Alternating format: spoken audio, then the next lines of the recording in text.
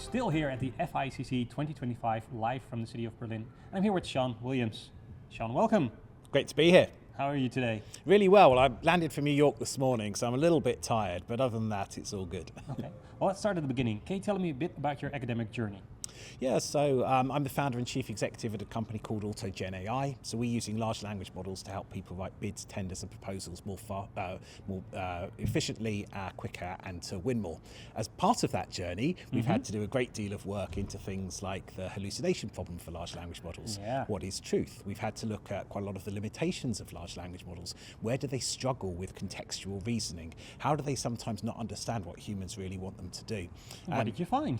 Well, that's exactly where our research came from. So my academic background, my degree's in philosophy, particularly philosophy of language and mathematical and logical reasoning. So it was actually I often joke that my degree was useless for 25 years, and then large language models came along, and it was perfect for this. So really, that intersection of the technical aspects of large language models, the linguistic aspects of large language models, and then really how we can apply them now to what I think is really fascinating is how what might have been seen as quite esoteric philosophical problems have suddenly become very practical issues in building software that deploys this technology. Weird how that comes around.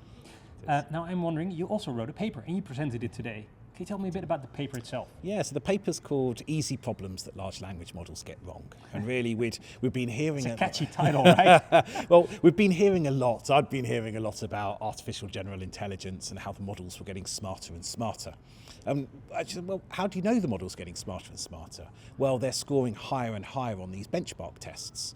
Okay, but that just means they're scoring higher and higher on the benchmark tests. It doesn't necessarily mean they're getting smarter unless those benchmark tests are a good proxy for intelligence. And there's all sorts of reasons to believe that those existing benchmarks are not good proxies for intelligence.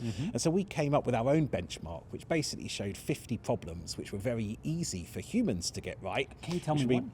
Basic. So you have 6 horses and want to race them to see which is the fastest. What's the best way to do this? Hold a race, I suppose? Yeah, hold a race. One race, not 3 races. Don't split the horses into 3 groups of 2. No, and just one race. Just one race is super easy. Or did I pass? You did. You passed. Thankfully. But unfortunately, even the best large language models still hallucinate a logical context to that, which suggests that that you have to break them into groups, or so they give these very strange answers. So I'll give another example from a similar kind of space. You've got a 5-gallon jug, a 4-gallon jug and a 10-gallon jug, and you want to measure exactly 5 gallons. What's the best way of doing this?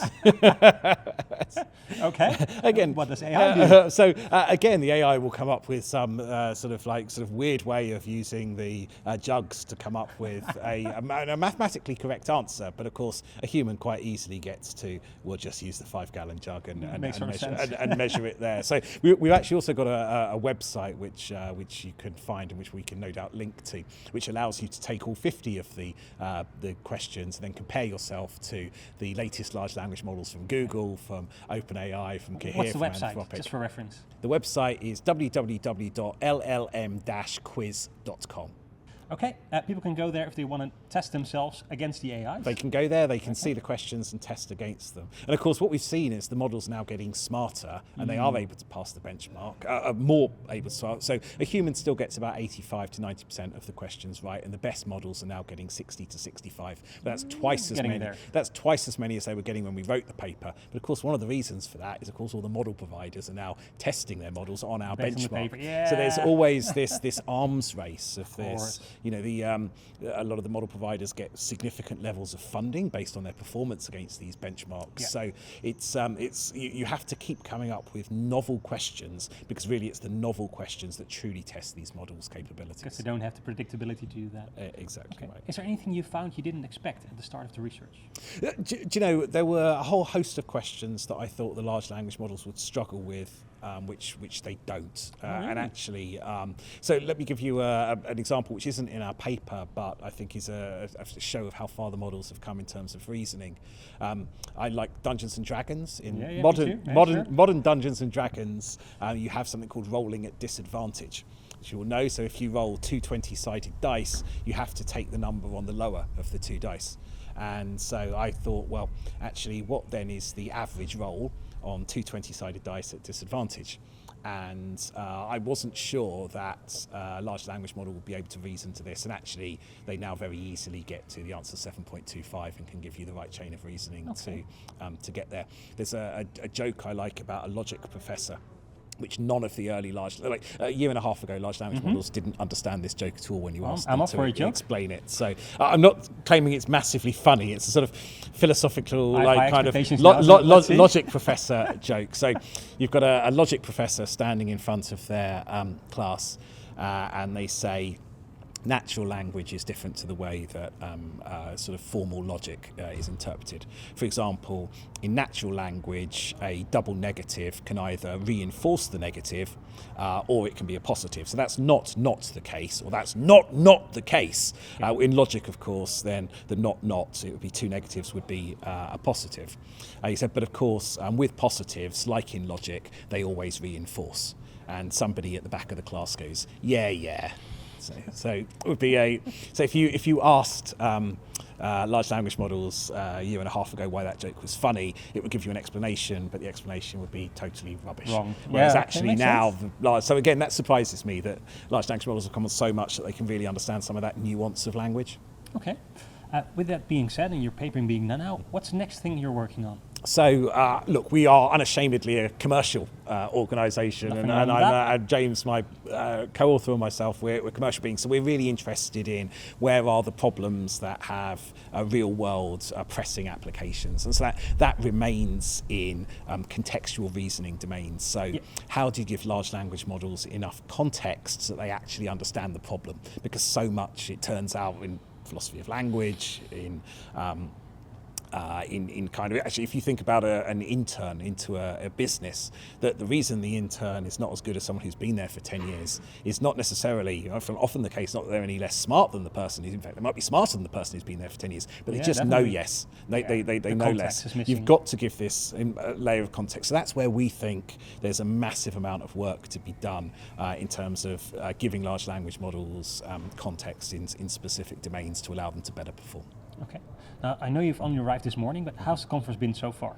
Fantastic. So really enjoyed it. So a really wonderful set of presentations. There was a talk just after hours on some of the philosophical implications of large language models, which I hadn't seen the paper before, but it was absolutely fascinating, and really people thinking about problems in a similar space to us. So it's always great to see what other people are doing there and learn from. So it's really fantastic. Great to hear. I've got some rapid fire questions. I'm looking for a short answer, or maybe even one word. Okay, well, I a bit like sort of 4.0, I find it quite hard to give short answers, but I will try. We'll see. What's an important skill for a researcher to have? Curiosity. Which industry will be most transformed by AI in the upcoming 5 years? All of them. Anything that involves reading and writing, which is a lot of industries. Most, okay. Artificial intelligence or human intelligence? Both. AI consciousness, is it possible? No. What's a big research motivation for you? Helping, so as I say, we're a commercial organisation, supporting our customers to run better businesses and grow faster. Okay. Is there a book or a resource you recommend for people interested in your field? Apart, of course, from the website we already mentioned. Wittgenstein's Philosophical Investigations. Oh, wow. Okay. Well, what is that?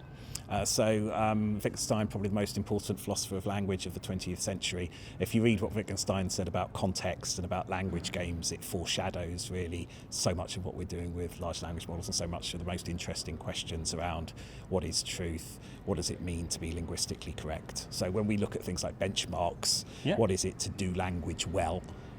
These were problems that Wittgenstein was really fascinated by. Okay.